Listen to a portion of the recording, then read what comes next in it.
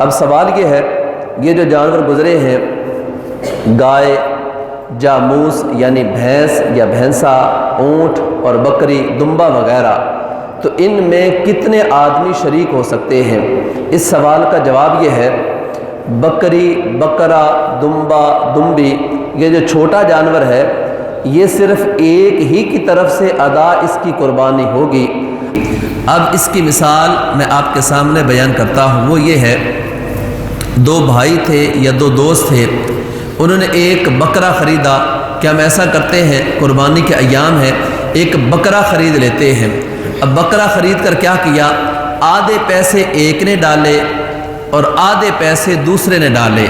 اب دونوں نے مل کر یہ بکرا خرید لیا، دمبا خرید لیا، یا پھر بھیڑ کا بچہ یا بھیڑ خرید لی۔ اب یہ چھوٹا جانور جب خریدا ہے تو دو آدمی شریک ہو گئے۔ اب دونوں کے شرکت کی وجہ سے کسی ایک کی قربانی بھی نہیں ہوگی۔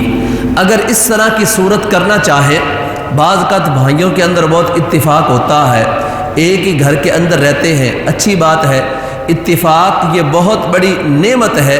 اب اگر ان کا آپس میں اتفاق ہے اور اتنی گنجائش نہیں ہے کہ ہر ایک اپنا الگ سے بکرا خریدے، اور ان میں سے جو بڑا ہے یا جو گھر میں کمانے والا ہے، مالک نصاب بھی وہی ہے، تو پھر یہ کیا کریں، کس طرح شرکت کر سکتے ہیں؟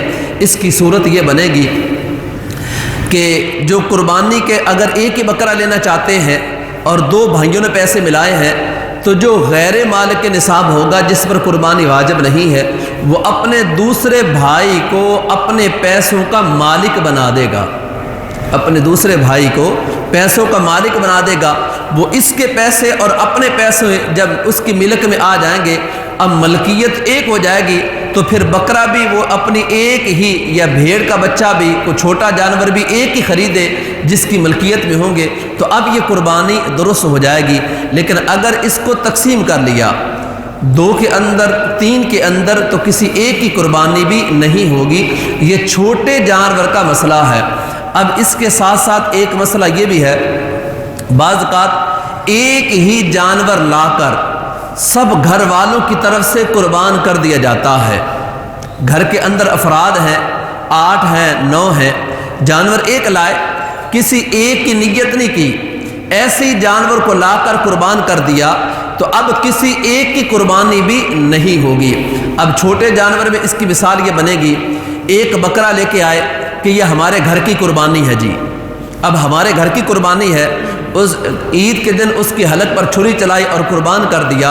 اب کسی کی نیت نہیں تھی، کس کی نیت، کس کی طرف سے یہ قربانی ہے، تو اب سارے گھر والوں کی طرف سے ایک قربانی کی نیت کرنے پر چونکہ شرکا بڑھ جاتے ہیں، اور شرکا کے باقاعدہ شراکت کے اصول ہیں، اب ان اصولوں سے ہٹ کر شراکت پائی گئی، تو اب یہ قربانی کسی ایک کی طرف سے نہیں ہوگی، یہ قربانی ضائع ہو جائے گی۔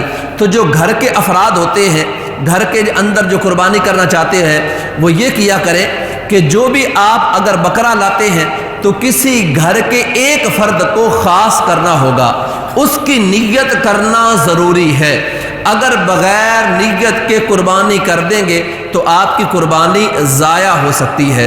تو لہٰذا گھر کا جو سربراہ ہے یا جو مالک نصاب ہے، یہ میں پہلے بھی بیان کر چکا، بعض اوقات گھر کا بڑا کوئی اور ہوتا ہے لیکن وہ مالک نصاب نہیں ہوتا، مالک نصاب کوئی اور ہوتا ہے، تو جو گھر کے اندر مالک نصاب ہے اس کی طرف سے نیت کر لیں کہ یہ ہمارے گھر کے فلاں فرد کی طرف سے قربانی ہے، تو قربانی ہو جائے گی۔